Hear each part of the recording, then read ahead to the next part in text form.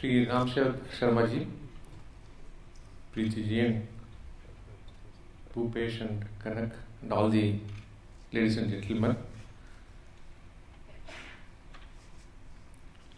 Way back in 2000, early 2000, we were working on a concept of ICT for development, where a special effort had to be made to take ICT to areas in which it was not known. A conscious, special, strenuous effort. That is the origin of the word ICT for development, which in a way was quite appropriate at the time, but today if you see, probably it's no longer the case. So many developments have taken place over the 10 years. And I think it is the development space that should be the mainstream, especially in the Indian context, and rest should be incidental. I think the reversing of the coin, the time has come. We should all seriously think in a forum like this, how to reverse our understanding of the usage of ICT. Why do I say that? I put two simple things together. Number one, the ubiquity of ICT on the one side, and the high volumes and high priorities that the political executive is giving to the developmental orientation of the budgets. Put these two things together, I think the conclusion is irresistible that this is the mainstream. This is going to be the mainstream, and this has got to be the mainstream. Now, let me talk a minute each on these two aspects. One is the ubiquity of the ICT. Why do I say that today and not 10 years ago? We have the example of mobile, 950 million plus, which is, it has become a necessity today. It was unthinkable when we coined this word ICT4D. Take the case of the networks, which are far and wide today, more widespread today than ever, and going to be further strengthened through the concept of, or the program of NOFN, National Optical Fiber Network, which takes optical fiber to the village, to the Gram Panchayat. 250,000 panchayats is what is planned. Even take the case of Akash, which is being talked about, that every student in this country will have an access device which is affordable. At the end of the day, Aadhaar is a 1 billion reality today. It's going to be there. We have almost half the way there in terms of giving the Aadhaars to. I was traveling by train a week back somewhere, and two people were talking in the train in a language that I can't understand. But here and there they were using the word Aadhaar.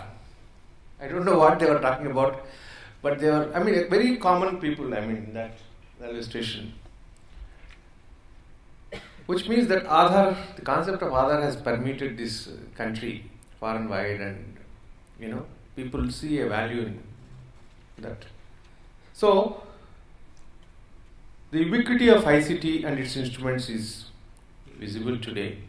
On the other side, we have the accent on development, like huge livelihood programs, whether it is MNREGA or several other programs, agriculture, healthcare. Today, every pregnant mother can be tracked and alerted on the kind of checkup she has to undergo, or the vaccination she or her child has to take on the due date. This is being done as I talk. Similarly, education, we have the knowledge network permitting all institutions of higher learning. And also the one that Ram Sevak has mentioned about the direct benefit transfer. All the people at the bottom of the pyramid who are today getting benefits from the government, an attempt is being made to use it more effective and more directed and more timely than it was before. The idea is not to use ICT anyhow, but to achieve the result anyhow, achieve the outcome of reaching the unreached anyhow. So Aadhaar is, or the NOFN, or the mobiles are instruments in that particular objective. So my first proposition then would be that the ubiquity of ICT and the expediency of the governments, they have to be joined together necessarily. If we don't do that, it will happen by itself in course of time. So that is the reality, that is the mainstream, is number one. The second is what is needed to put the act together and make effective presence in the field.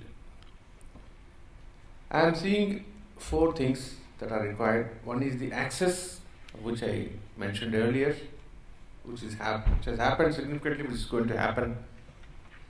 Affordability is another point. Affordability of the access, whether it is through the CSCs, where it is more or less free, you don't have to own a device or a network or an access. You just go there and get the service.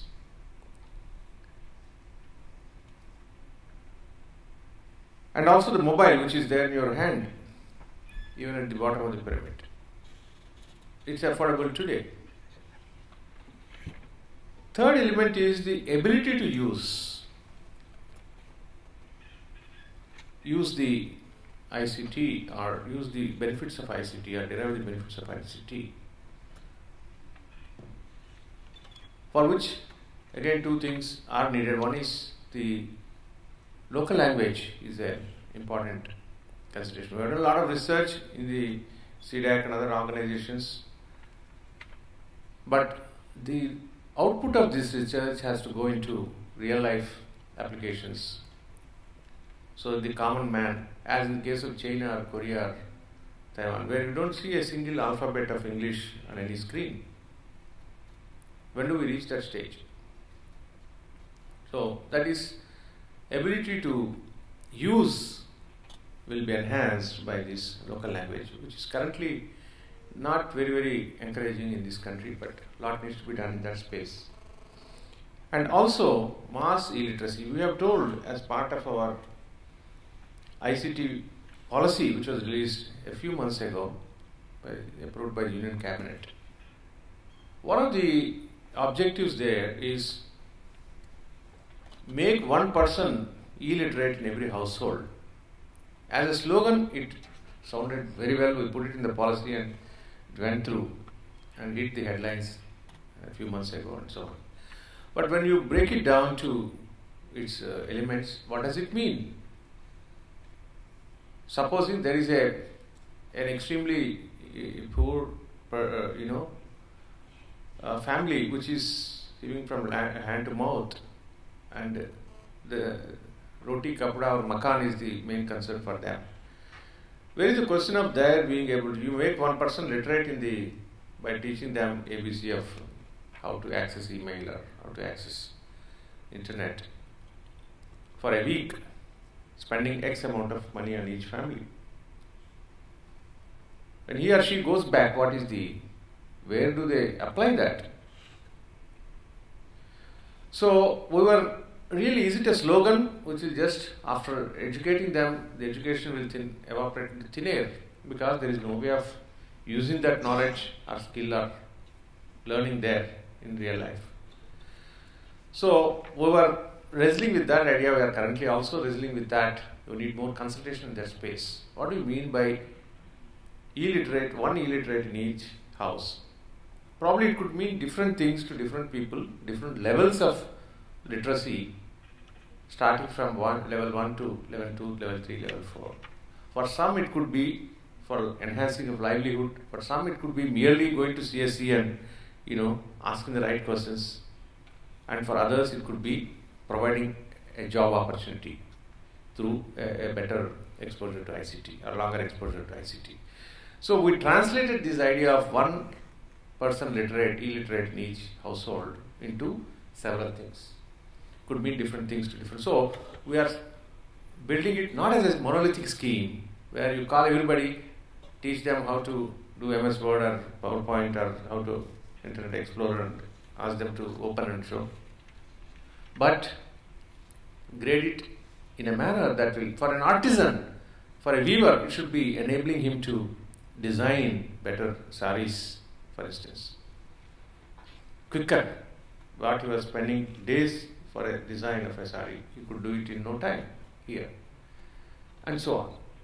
So we are currently chiseling that out. That is again a requirement of the policy of the ICT.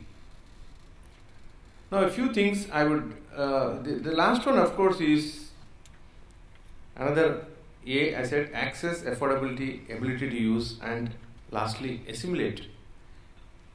In the population it should become, the concept of ICT, it should not stand out as, it should come natural. It's part of life, like water or electricity or anything like that. One should not make a strenuous effort to, it's not a separate, it's part of life. It should get assimilated into society. That is the ultimate goal.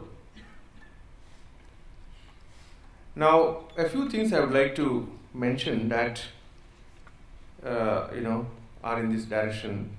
One is the NOFN pilot. Okay, you are laying optical fiber to 250,000 gram panchayats, but what next? How do people use it? How do you deliver services through that? Is the next challenging question. So, in 3 blocks where NOFN has been already, optical fiber has been laid out in 59 gram panchayats in 3 blocks in this country. The downstream of that, how do you take it to the last mile? How do you create the content? How do you create the application services? How do you create a business model out of that? Is another downstream pilots in these 3 blocks that we are doing currently at a cost of about 25 crores. So that when the main thing arrives of 250,000 villages connected, you are not left high and dry. You have a ready solution on hand. That's one experiment we are doing. And that is very much relevant because it's going to Gram Panchayat, it's going to the village, it should be meaningful for developing the people of that Panchayat. Second thing we are doing is, we have had a program called India Development Gateway, which was, as you all know, must be knowing, was working in this space for last almost 6 to 7 years. And Dr. Swaminathan is the chairman of that, and we have had series of meetings recently, and we said we'll take it to 2.0 level. Enough of experimentation, piloting and all. How do you, enlarge it across the country and make it? So we are working out a business plan for significant expansion of the results of INDG is another one that we are doing in this space. Third is open knowledge community is the concept where the NGOs and other organizations would also chip in with their efforts rather, and it's basically the kind of methodologies that they follow and the access that they have, the outreach that they have is not comparable to what we have in the government. So that is the natural choice of a delivery system. So we said that we should build a community, strengthen that community. OKC is another, open knowledge community is another effort we are currently on. And the last is, at the end of the day, you can manage anything if you can measure. So we have started counting the number of, how many citizens are you touching in this country every day? Is there any count? With so many years of talking of ICT, to our surprise, it was not there readily when I came here. Somebody asked me, how many citizens are you touching? Okay, it's fine, so many 1,000 crores you have spent. How many people are you touching? I had no ready reply. So last 5-6 months we have worked on that concept and created a situation where there is recognition down up to the district level. At least wherever you go, people talk of TPM, transactions per month. How many transactions electronically you are doing with the citizens every day, every month, and what are those services? You can drill down and to this minute. So that you will be able to manage it much more efficiently if you are able to measure, if you are able to tell. And the culmination of that will be, we have already created a portal for counting these transactions, which are various types. I don't want to, in the interest of time, I don't want to go. But touching citizen electronically and helping him is what I mean. We have created a portal called National E-Services Dashboard, where all these portals through web services report on a real time, near real time too. It is aggregated and shown, and we have a commitment to the minister and to the government that by end of March, on top of Electronics Niketan, we are going to put a real-time counter which goes on like the one in front of the All India Medical Institute, like the population count. The transaction count will be visible to the whole world, so that we have a story to tell. Yes, here is what we have done. So with that fond hope that I wish the conference a very good discussion during the course of the day, and I look forward to any learnings that flow out of this. Thank you.